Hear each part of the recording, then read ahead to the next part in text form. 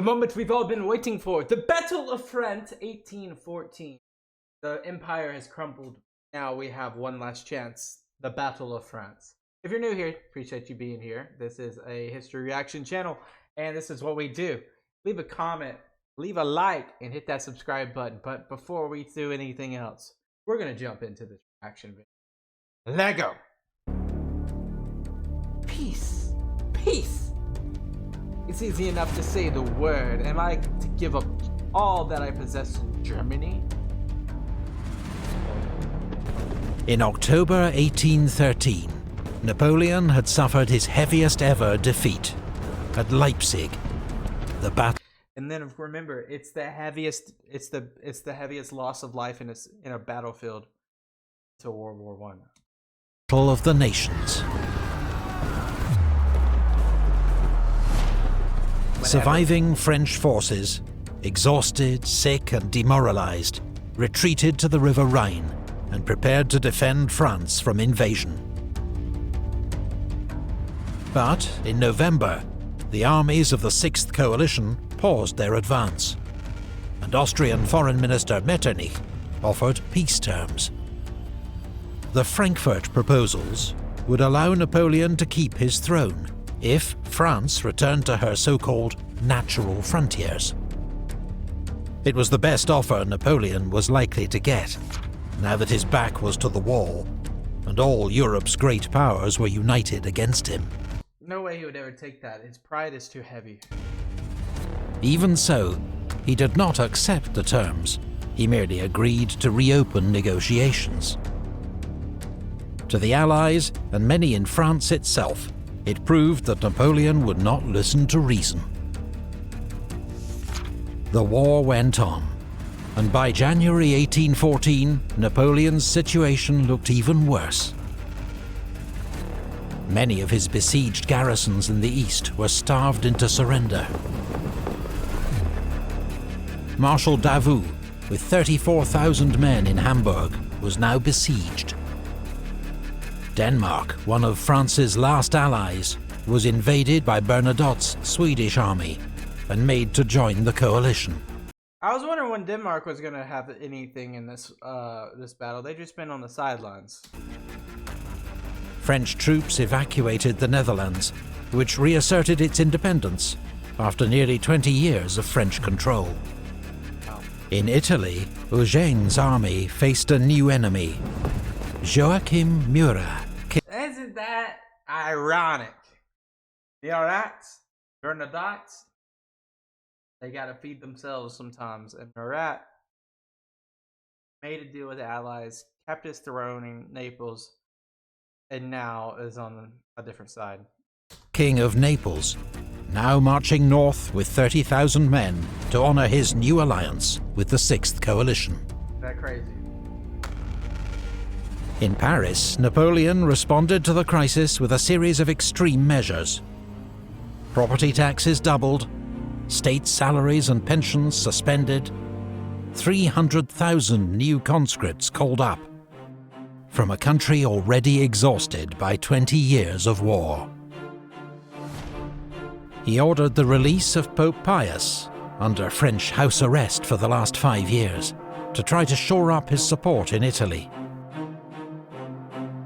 He even agreed to release Fernando, the Bourbon King of Spain, to take up his throne in exchange for peace between France and Spain. He's trying to isolate to a singular front. Condition that Fernando was in no position to honor. But these concessions were too little, far too late. In January, 2 coalition armies crossed the Rhine into France. Blücher's army of Silesia and Schwarzenberg's army of Bohemia. And besides the initial Wellington advance from Spain, this is the first time, as far as I know, the first time that we've had quote-unquote enemy foots or enemy feet in French occupied original territory since what, like 1796, 17, like, correct me if I'm wrong, But since the British occupied the northern hemisphere of France in some revolts during the Revolution days, this is the first time. Outnumbered French forces in their path could only fall back. On the 25th of January, Napoleon said farewell to his wife and son at the Tuileries Palace, before leaving for the front. He would never see either of them again. Dang. Because he doesn't die in this battle, obviously. But that's interesting, what happens. With just 70,000 men, he faced odds of 4-1. Most of his troops were raw conscripts, some without uniforms, many just learning how to hold a musket. This is impossible. This is impossible. But for the first time in years, Napoleon's army was so small that he'd be able to exercise direct command over all its movements. The result would be one of the most audacious and brilliant campaigns in history. Here we go.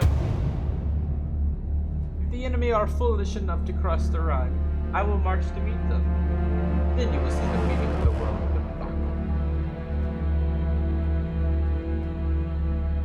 The battle for France would be fought east of Paris, mostly across Champagne, a flat region divided by the rivers Marne and Seine and their tributaries.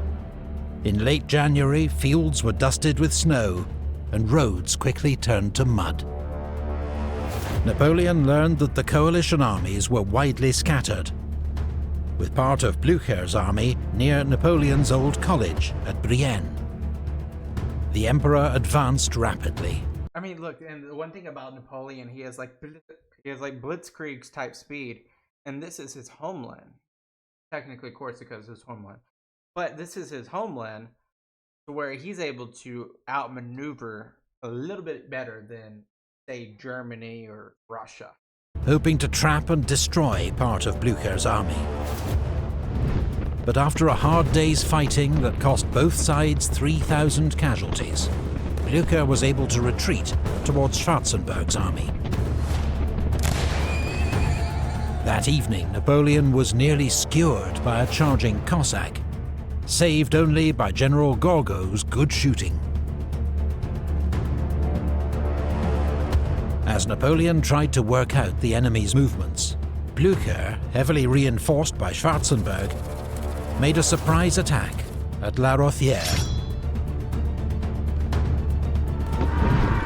Allied troops advanced through swirling snow to assault the village, defiantly held by young French conscripts.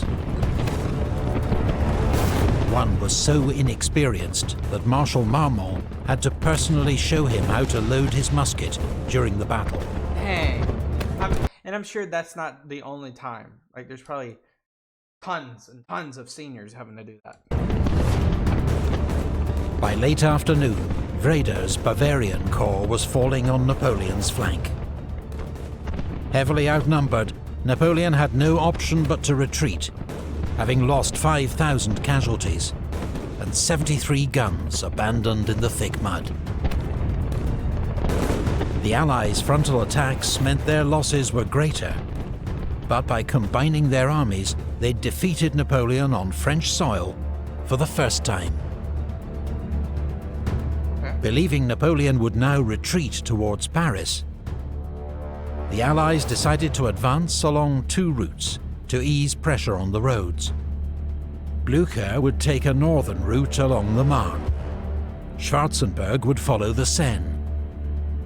But dividing their armies again would play right into Napoleon's hands. What he likes to do. The study of it has given me a greater idea of his genius than any other.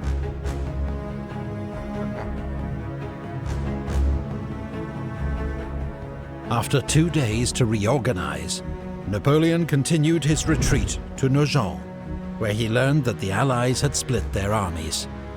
Not only that, they were advancing at different speeds.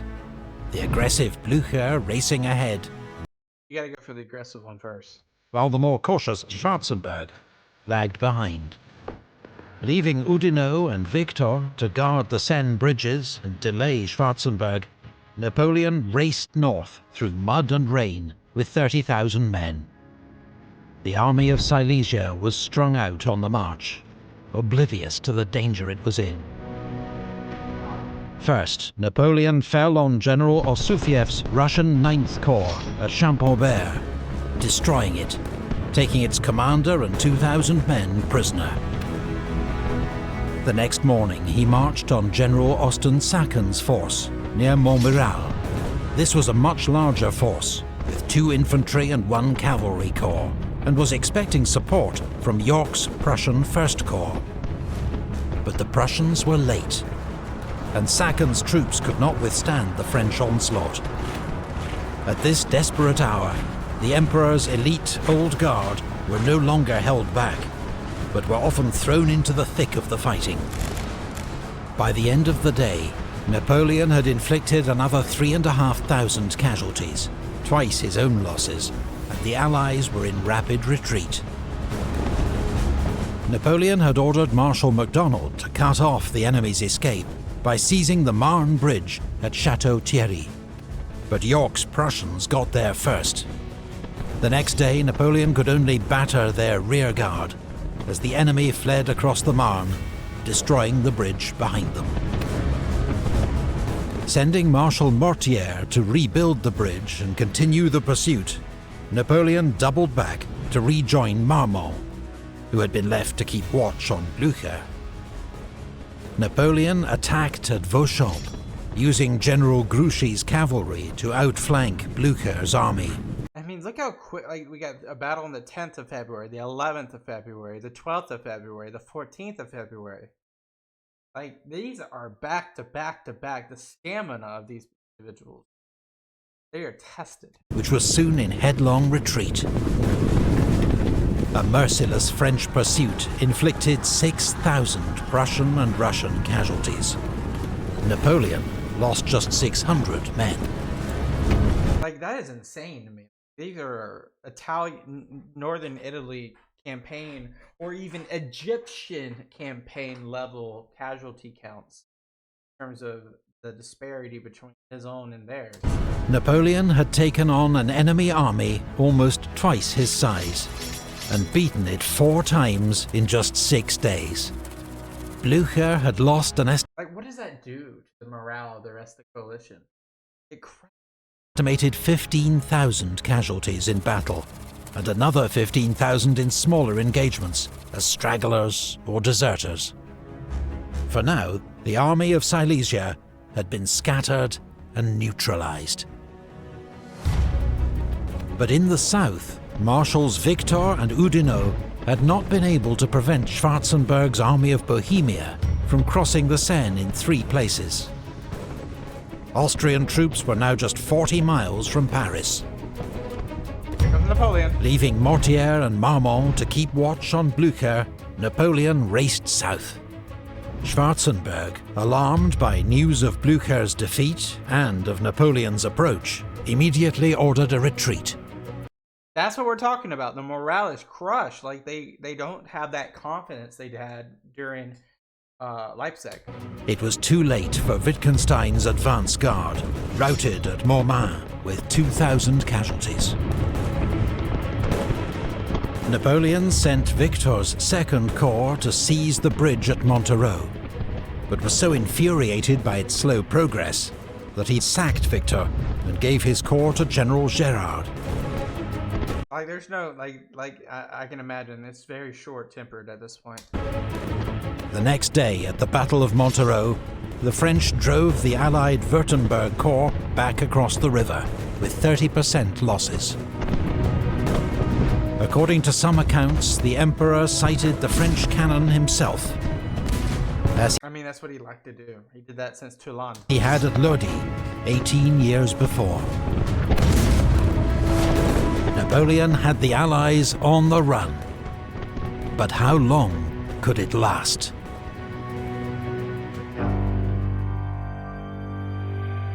Recollect what's your military position.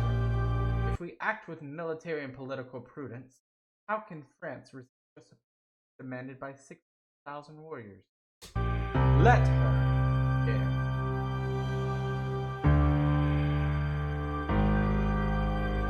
Britain. Even as fighting continued, negotiations between France and the coalition reopened at Châtillon-sur-Seine on the 5th of February. The Allied terms were now more severe. A return to France's frontiers of 1791, which meant the additional loss of Belgium, a humiliation that Napoleon refused to accept. Instead, he tried to revive the Frankfurt proposals, hoping to play for time and to split the coalition, whose war aims varied from Britain's hard line to Austria's more ambiguous position. But this hope was thwarted by British Foreign Secretary... And of course what that means is Britain just wants Napoleon gone, but Austria kind of just wants it to be. Lord Castlereagh. On the 1st of March, he persuaded the Allies to sign the Treaty of Chaumont. In it, Russia, Prussia, Austria and Great Britain agreed to keep 150,000 troops in the field and not to negotiate separately with France, while Britain added the sweetener of a £5 million subsidy to be shared among the Allies. They are the purse! Treaty's secret articles specified common war aims, including the future independence of the German states, Switzerland and Italy, while Spain was to be returned to the Bourbons and Holland to the House of Orange. The four powers even agreed that once they'd defeated Napoleon, they'd form a 20-year defensive alliance to maintain peace in Europe, a sign of their newfound commitment to each other. A split in the coalition had been Napoleon's last, best hope for a favourable peace. That was gone. And news from across the country was bleak. French cities were surrendering to the Allies without a fight. Nancy, Dijon and Mâcon had all fallen. In the south, Wellington defeated Marshal Soult at Orthez. That's huge. That's huge, because Soult was highly regarded by Napoleon, forcing him to fall back on Toulouse. 2 weeks later, as British troops approached the city of Bordeaux, it declared loyalty to France's Bourbon kings. The mayor himself rode out to greet the British, bearing a white cockade, the sign of Bourbon allegiance. Napoleon's hope for a nation in arms to resist the Allies had not materialized. Allied troops, particularly Cossacks, often robbed French civilians and committed some atrocities. I mean, an eye for an eye, right? French peasants took revenge when they could, but there was no guerrilla war to mirror what French troops had encountered in Spain or Russia. The chief desire among ordinary French people was for peace, at almost any price. Dangers crowded upon him, encompassed him, oppressed him from every side, but he sought to escape from them by misrepresenting them. Marquis de Caulaincourt. Any talk of Napoleon's defeat in late February was premature. The French Emperor was driving Schwarzenberg's army of Bohemia before him, even though it was twice his size. But Schwarzenberg scrambled to safety behind the River Aube. Napoleon knew he had to land another decisive blow soon, so turned his attention back to Blücher.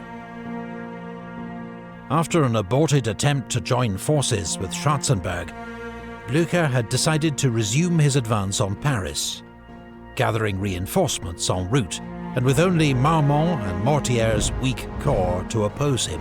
Not a bad strategy, especially seeing the position where Napoleon's at now.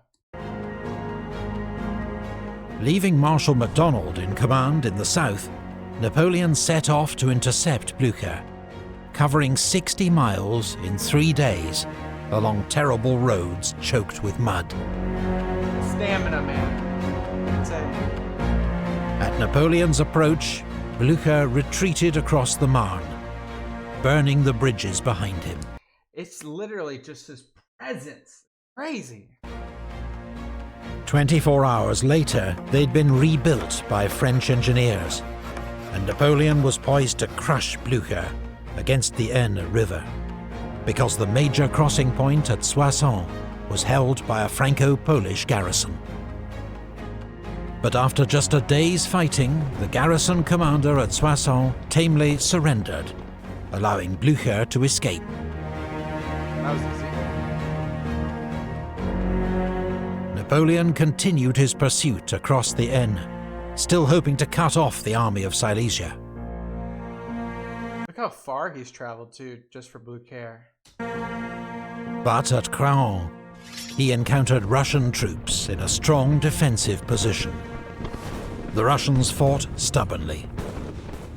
The French finally forced the enemy to withdraw, but only at the cost of 6,000 casualties, including many irreplaceable veterans from Napoleon's guard.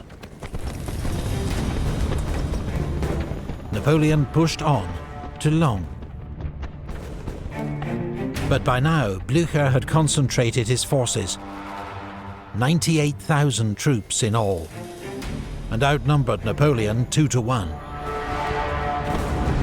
French attacks were repulsed, while Marmont's corps was caught off guard by a late Allied counterattack and routed. Napoleon was lucky to avoid a much heavier defeat. Blücher, usually aggressive to the point of recklessness, was unwell and had been told Napoleon's army was twice as big as it was, leading him to act with unusual caution. Yeah. Okay. Laon was a heavy blow to Napoleon. 6,500 casualties he could not afford. Undaunted, he fell back to Soissons, and after a brief moment to reorganize, he marched on the city of Reims, which had just fallen to Saint-Priest's And all this time I'm thinking, like, what's happening below? What's happening below? Russian corps. In a whirlwind assault, Napoleon retook the city. Saint-Priest himself was mortally wounded, his corps routed. Meanwhile, in the south, Schwarzenberg had resumed his offensive as soon as he found out Napoleon had gone north. Look how far away he is, man. Not good. In heavy fighting, he'd driven Oudinot and MacDonald back from the River Aube. 5 days later, the Allies had recaptured Troyes, as MacDonald retreated behind the River Seine. Now, after 4 days to rest and reorganize his battered army, Napoleon was coming south once more. It's just like a tennis match. He's going back and forth, back and forth. Schwarzenberg, emboldened by news of Napoleon's defeat at Laon, decided that this time he would stand and fight. Okay. Napoleon advanced on Arcis-sur-Aube, ignoring reports that the enemy was not retreating as he believed, but gathering for battle. As heavy fighting broke out, Napoleon still believed he faced only the enemy rearguard. It was a nasty surprise to discover that he faced the entire might of the army of Bohemia. 28,000 men against 80,000. Oh my god. In desperate fighting, Napoleon personally rallied fleeing troops and exposed himself to enemy fire, having his horse killed under him by an exploding shell. He hasn't had that happen since Toulon again. But the odds were too great.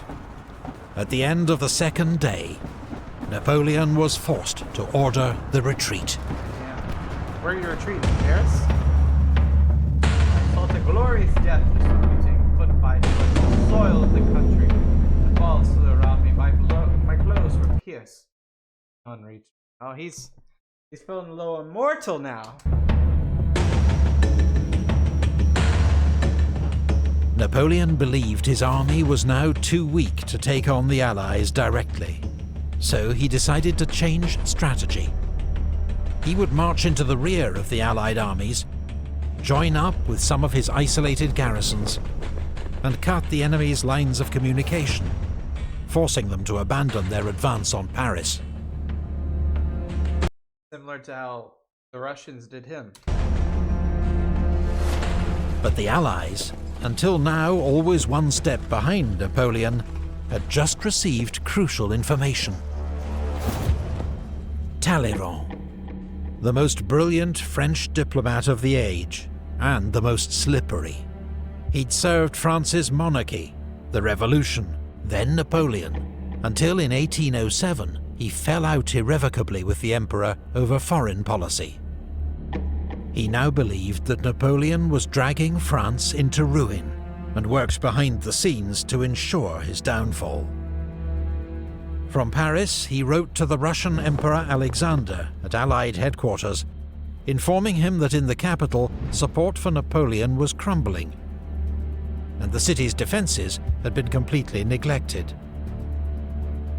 He urged the Allies to march immediately on Paris, without allowing Napoleon to distract them. Talleyrand's information was confirmed when the Allies intercepted a report from Napoleon's chief of police, General Savary, meant for the Emperor. The treasury, arsenals and powder stores are empty. We are completely at the end of our resources.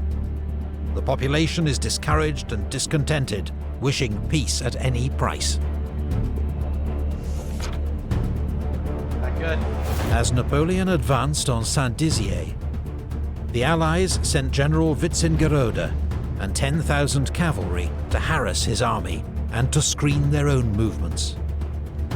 Then began their march on Paris. At Fère-Champenoise, they collided with Marmont and Mortier's corps, advancing to join Napoleon. An entire National Guard division, 5,000 men, was virtually wiped out as the marshals suffered a crushing defeat. How many left? Napoleon feared that the fall of Paris would be a fatal blow to his regime. His political authority and ability to wage war might not recover. So, when he received news of the Allies' movements, he tore up his plans and ordered a forced march back to Paris. Is that a little late? Or how are you gonna... I mean, I guess he can get there faster, but... I don't know, man. Intending to lead its defense in person. Napoleon's wife and son were evacuated from the capital, along with most of his ministers. His brother, Joseph, the ex-king of Spain, was in charge of the city's defences, but had done little. Paris was awash with rumours of treachery and defeat. Marmont and Mortier were able to reach Paris before the Allies, adding their troops to the garrison. It now totaled 37,000 men, including some hardened veterans of the Guard, but many more young conscripts, while a third were part-time soldiers of the National Guard. These images are just so eye-opening. The Allies had 120,000 seasoned troops outside the city, and given the urgency of taking Paris before Napoleon could intervene, their elite guards and grenadier divisions would lead the way. On the 30th of March, they began their assault from the north. Paris. Heavy fighting raged throughout the day. The city's defenders fought bravely, inflicting several thousand casualties on the advancing enemy. But defeat was inevitable. That night, to save Paris from destruction, Marshal Marmont agreed to surrender the city, on condition the garrison was permitted to leave with its weapons. At the Hôtel des Invalides, the 71-year-old Marshal Serrurier oversaw the burning of 1,400 flags and standards captured from France's enemies, as well as Frederick the Great's sword and sash, so they would not fall into Allied hands. Napoleon was just 15 miles from Paris when he was informed of the city's surrender. But he was mad. He sat with his head in his hands for 15 minutes.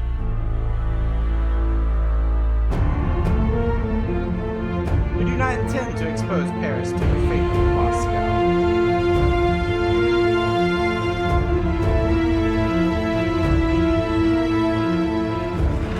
On the 31st of March 1814, France's enemies marched into Paris for the first time since the 100 Years' War. Parisian crowds cheered the three Allied monarchs, bringers That's crazy, isn't it? Isn't that crazy? No loyalty. No loyalty. It's all gone. Napoleon has stretched too far, too thin. of peace. Everyone in Paris was suddenly a royalist once more. Above all, they cheered for Emperor Alexander of Russia, now hailed as Europe's saviour. Don Cossacks bivouacked on the Champs-Élysées. Allied troops generally behaved well.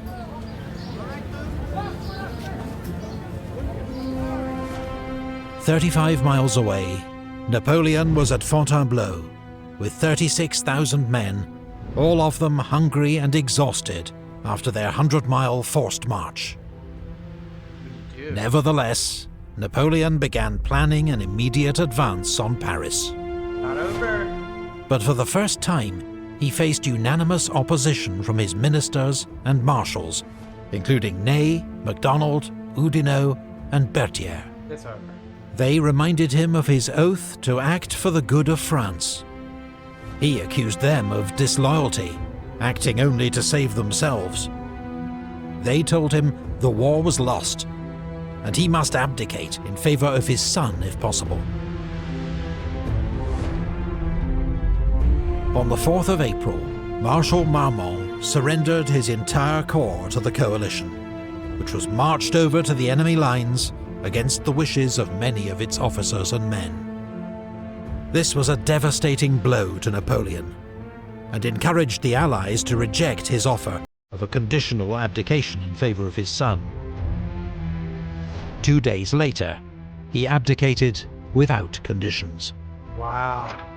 The Allied powers having proclaimed that the Emperor Napoleon is the only obstacle to the re-establishment of peace in Europe, the Emperor Napoleon, faithful to his oath, declares that he renounces for himself and his heirs the thrones of France and Italy, and that there is no personal sacrifice, including his life, that he is not ready to make in the interests of France. Napoleon's abdication was formalized by the Treaty of Fontainebleau, by which he was allowed to keep the title of emperor, become sovereign of the small island of Elba, and retain a bodyguard of 400 men. News came too late to prevent Wellington's attack on Toulouse, leading to a costly and pointless battle, with more than 7,000 casualties. How it goes sometimes. The night after his abdication, Napoleon tried to commit suicide, using the poison that had been made for him in Russia in case of capture. That was a long time ago. But it had lost its potency, Yeah. and he survived. Probably stomach it. 2 weeks later, Napoleon bade farewell to his old guard at Fontainebleau Palace, and began his journey into exile. I have been wrong. Maybe in my plans. I have done harm in war. It's all like a dream. The Napoleonic Wars, which had raged on land and sea for 11 years, seemed finally at an end. It's all over. The death toll is unknown, but historians estimate that 2 to 3 million lives were lost across Europe. Most soldiers died not in battle, but from disease. Many thousands were left maimed and disfigured. For most of this period, Napoleon was master of Europe. imposing treaties on humbled enemies, redrawing frontiers, overthrowing old regimes, and making new kings. He was the last figure in history to combine total political power with frontline military genius, in the mould of Alexander and Caesar. But it seemed Napoleon's reign was to end in abject military defeat. However, exile on Elba did not prove to Napoleon's taste. In less than 10 months, he would return to France to fight one last great campaign to reclaim his throne.